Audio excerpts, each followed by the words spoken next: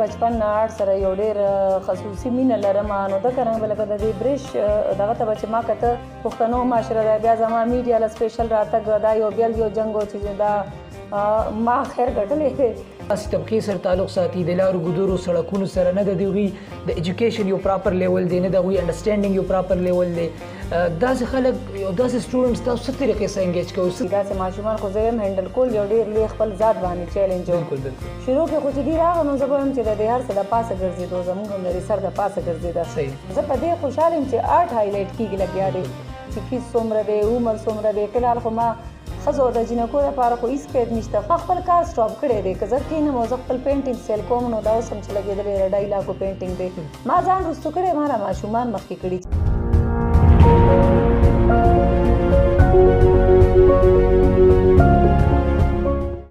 بسم الله الرحمن الرحیم السلام علیکم زه مرشد خان او تاسو ګورئ پروګرام رښتیا ګرانو کتونکو په دې ننني پروګرام کې راسه یو داسې پیغله موجوده ده یو داسې تورسري ده بهادره ښځه چې کوم دی د دې معاشرې خدمت کوي په یو طریقه باندې دا زنانه چې کوم دی دا میډم د معاشرې هغه ماشومانو ته چې د هغوی د ایجوکیشن یو های لیول نه دی نه د هغوی انډرسټینډینګ یو های لیول دی هغه ماشومان چې کوم په سړکونو باندې ژوند تیري کوم په لارو کوڅو کې ژوند تیري او د میډل کلاس یو غریبي طبقې سره تعلق ساتي هغه ماشومان د دغه سړکونو نه د دغه لارې ګودرو نه راوچتوي او په خپل ارګنایزیشن کې چې کوم دی رنګیت آرټ ویلفیر ارګنایزیشن کې دغه ماشومانو ته آرټ ښیي اوس د دې میډم د ژوند قصه څه ده دوی ته په ژوند کې کوم مسایل راځي او د معاشرې د سایډه څه ریسپانس میلاویږي په دې ټولو څیزونو باندې په دې پروګرام کې خبرې اترې کوو موږ سره اوسئ میډم ټول ناول زه تاسو ته په پروګرام کې هرکلی وایم او ستاسو ډېره شکریه ستاسو د وخت بسم الله الرحمن الرحیم السلام علیکم اور ډیره مهرباني ستاسو هم چې دونه لري نم تشریف وروړی دی او موږ ته دونه وخت راکړی دی ټیک ده میډم یو بنیادی سوال به زه تاسو نه کوم ظاهري طور باندې چې عام به د هر هغه خلکو نه کېږي چې کوم د ترقۍ په لور باندې رواني د دې ارګنایزیشن رنګیت آرټ ویلفیر ارګنایزیشن د دې آیډیا چېرته نه راله د څه سوچ په بیس باندې تاسو د دې آغاز وکړو دا خو چې چونکې زه ډېر بچپن نه آرټ سره یو ډېر خصوصي مینه لرم نو دکه رنګ به لکه د دې برش دغه ته به چې ما کته چې دلته د نورو خبرو سکوپ ډېر زیات دی په نورو فیلډس کې خو د آرټ ته لکه زموږ په دې معاشره کې سپیشل لکه که نظر نه کېږي کوم چې ترقي یافته ملکونو کې ورته کېږي ایون چې دلته کې ما آرټسټان داسې هم کتلي دي چې بالکل په ځمکو په دغه کې خپل آرټ د هغې هسې لکه داسې ویلی شو چې هسې لکه په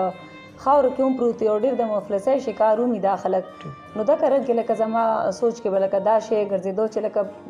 بهر په نورو ترقي یافته ملکونو کې دا شی دونه غټې ترقۍ باندې دی چې د دې باقاعده اکیډمیانې دي د دې لکه یو مخکې یو ډېر غټ فیوچر دی په خلکو کې خو لکه دلته چې موږ ګورو نو آرټسټان ډېر انتهایي د غربت شکاري یعنې تاسو د خپل سکل او خپل ټیلنټ چې کوم د هغې علم یو شکل ورکړو مخکې او ما لږ داسې سوچ وکړو چې ولې نه چې زه لږ داسې مختلف آیډیا باندې کار وکړم چې لږ زه خلک دې طرف ته اټریکټ کړم چې دا شی خو بالکل د خلکو دفن کړی دی نو دا کرنګې لږ را سوچ زما دماغ ته راغلی میډم که موږ عام طور باندې وګورو هر کله چې داسې قسمه قدم انسان په معاشره کې والي نو ظاهره خبره ده په سټارټ کې چې کوم د انسان ته مختلف قسمه مسایل رامحیطه کېږي نو کله چې تاسو دا قدم واغیست د ترقۍ په لور روان شئ د معاشرې د خدمت په لور روان شئ نو شروع کې کوم بنیادي مسایل چې هغه تاسو ته راغله او څه طریقې سره تاسو فیس کړل ډېرې زیاتې مسلې وې پیلنۍ خو پکې ټولو نه غټه دا وه چې ظاهره خبره وه ټولو کې پیله خو به زه فیملي یادوم چې سپورټ یې هم و خو لږ ویرېده هم چې لکه ته چې را کوم کار کې لګېږه دلته نشته دی که نه پښتنو معاشره ده بیا زما میډیا له سپیشل راتګ دا یو بیا یو جنګ و چې دا ما خیر ګټلې نو لکه دغه رنګې دا چیلنجز وو بیا به چې دا واړه کله را سټارټ شو نو د دې د فیملو سټارټ کې اعتراضونه اوچت شو چې پته نشته دا بچیم دي څه به کوي دي به څنګه لکه دوی نه به څه جوړ شي دغه رنګ نو داسې ډېرې مسلې وې چې په سټارټ کې ما فیس کړې وې خو شکر الحمدلله الله تعالی موږ له خپل مقصد کې کامیابي راکړه اوس ټول پې فخر کوي په دې ماشومانو میډم که موږ وګورو سټارټ کې موږ رالو آف د ریکارډ موږ ماشومان ابزرو کړل ماشاءالله اوس خو چې کوم دی چونکې دوی ډېر زیات سپریټ شو کوي او ډېر زیات په خپل کار کې انګیج وي نو دا ماشومان چې کوم دي د داسې طبقې سره تعلق ساتي د لارو ګودرو سړکونو سره نه د هغوی د ایجوکیشن یو پراپر لیول دی نه د هغوی انډرسټینډینګ یو پراپر لیول دی داسې خلک یو داسې سټوډنټس تاسو څه طریقې سره انګیج کوئ څه طریقې سره دوی تاسو برداشت کوئ ډیره زیاته ګرانه خبره وه دا په سټارټ کې ځکه چې د دې یو بالکل ډفرنټ ګرون اپ دغه نه د دې لکه یو تعلق کې داسې ماشومان خو زه هم هینډل کول یو ډېر لوی خپل ذات باندې چیلنج و بالکل بالکل شروع کې خو چې دې راغله نو زه به وایم چې د دې هر څه د پاسه ګرځېدو زموږ هم لري سر د پاسه ګرځېده صحیح نو بیا دې باندې آرټ زده کول خو خلکو ماته ویل چې لکه هغه ټایم کې خو خلکو له یو دې کې ډېر لوی دغه ښکارېدو چې لکه دا څه لکه هسې د خپل دغه دپاره کوي شهرت دپاره کوي که لکه ما ډېرې داسې خبرې فیس کړي تنقید خو ما وایي چې انشاءالله یو سټیج به راشي چې همدا واړه به تاسو ګوري که کچرې والا دي یا کباړ والا دي یا خیر والا دي کله چې دې کار سټارټ کړي بیا به تاسو له پته لګي چې ما دې څنګه لکه دې طرف ته راوسته نو دا کره کې لکه په هر شي کې مونږ ډېر مختلف د کرایسس نه تېر شوي وو خو دا وه چې بیا دې کې نور په سټارټ کې یا د دې هغه ذهن جوړول دا یو بیل زه ویم چې یو دغه مونږ تېر کړی دی یو ډېر سټرګل هم کړی ٹھیک میډم دلته کې راته مختصر دا ووایي چې داسې قسمه معاشرې چې کوم میډل کلاس یو طبقې سره تعلق ساتي په لارو سړکونو باندې ژوند تېري هغه تاسو روچت کوي د هغې دلته تربیت کوئ پینټینګ ورته ښایي مختلف څیزونه زده کوي نو آیا دا تاسو مطلب د زړه چې کوم سکون وي هغې محسوسوي احساسات هم صحیح احساسات خو داسې چې زما خوشحالي په ټولو چینلو باندې ټوله دنیا محسوسوي صحیح لکه زه ډېره زیاته خوشحالېږم چې په لکه زه چې ما آرټسټان څنګه کتلي خپل استادان ما کتلي په غربت کې د هغې زندګي په شلېدلو لسونو کې ما کتلي هغې چا نه دي فوکس کړي خو زه هغې سټوډنټ یم او زه لکه دونه هایلایټ شم نو زه په دې خوشحاله یم چې آرټ هایلایټ کېږي لګیا دی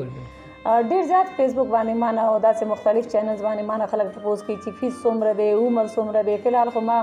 ښځو د جینکو لپاره خو هېڅ قید نشته خو میل چې کوم دي هلکان د هغې 16 سال پورې لکه اخرنی ایج دی ځکه چې زه یم چې اداره جوړه کړم بیا به زه د لویو کسانو دپاره هم پکې ټیچران ساتم چې کوم زموږ ورونه دي او چې کوم زموږ ورونه دي ظاهره خبره ده زه خو به دغه به زما په لاس کې وولډ خو زه به هغې دپاره یو سیسټم ضرور برابروم ډېر کسان داسې وایي چې زموږ عمر خو زیات دی خو موږ زده کور غواړو نو د خلکو په دې شي کې دغه ډېر زیات میډم یو بنیادي تپوس چې کوم دی هغه دا دی چې تاسو کوم دا مطلب سروسز ورکوئ دا کوم خپل خدمات ورکوئ دي معاشرې ته د معاشرې د فلاح دپاره د دې میډل کلاس خلکو دپاره آیا دا فری اف کاسټ دي که نه د دې څه چارجز څه پیسې اخلئ دا خو چې په دې باندې خو موږ ډېر زیات په انټرویوز کې چې موږ نه د حکومت دپاره څه ویلې شوي موږ مطالبې هم ډېرې کړي دي چې بی چونکې ما کې زه یو ټیلنټ دی نو ما خپل کار سټاپ کړی دی که زه کښېنم او زه خپل پینټینګ سیل کوم نو دا اوس هم چې لګېدلی 2.5 لاکو پینټینګ دی